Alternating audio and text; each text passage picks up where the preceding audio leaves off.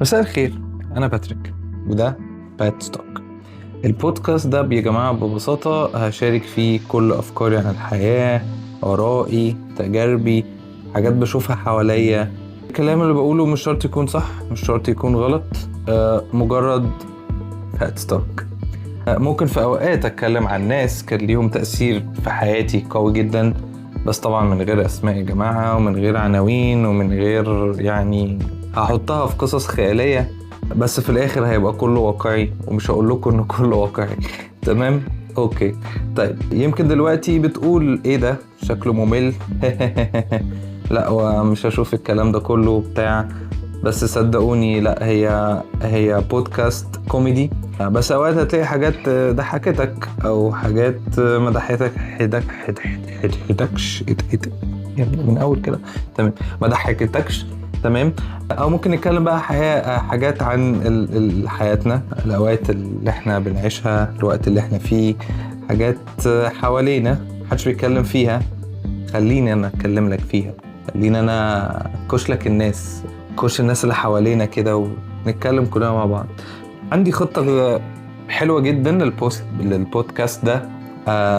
هسمي بداية اللي احنا هنعملها دي، نقول مثلا لايف سيريز، نتكلم عن كل حاجة حوالينا والكلام ده كله. ممكن طبعا اللي يعرفني كويس جدا جدا جدا هيبدأ يقول اوه باتريك وبودكاست، يبقى انا كده هنتكلم عن التكنولوجيا، هنتكلم عن الالكترونيكس، هنتكلم على الاختراعات الجديدة، هنتكلم حاجات معينة في حياتي، ونتكلم عليها حاجات مش المفروض تعملها وانت بتشتري مثلا تك. طبعا انا خدت وقت في التك اهو يا جماعة، بس صدقوني هنبدأ سيريز جديدة اسمها تك سيريز، بس مش دلوقتي.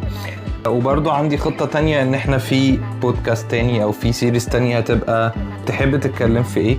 ممكن بودكاست كمان ممكن استضيف حد معايا، انترفيو مثلا او دردشة كده مع حد معين.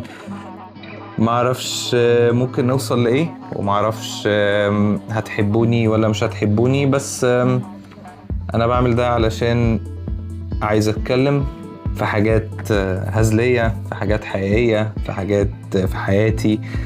كان ليا دايما نظرة في وقت كبير من حياتي انه نفسي اكون الشخص المؤثر في اللي حواليا، او تنور لحد طريق في حاجة معينة، او تبقى كون سبب ان حد يعرف هو عايز يعمل ايه.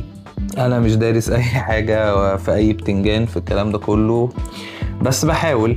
ممكن يكون ناس من القريبين مني بيقول ان انا مؤثر في حياتهم، دي حاجة بتخليني مبسوط جدا، بس في نفس الوقت انت بتبقى برضو مش فاهم او مش واصل لك قوي انت ازاي مؤثر في اللي قدامك. بحاول الفيجن دي ان انا ابتدي اعملها من خلال البودكاست ده. بس دي كانت انترودكشن على البودكاست بتاعتي. انا ناوي اعلن عن امتى بالظبط هبدأ البودكاست، بس محتاج الاول احضر لكم حاجات كويسة تسمعوها وتنبسطوا بيها.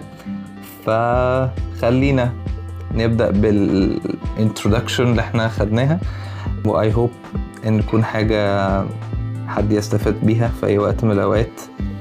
ويلا بينا نبدأ. انا باتريك ودي بات ستوك.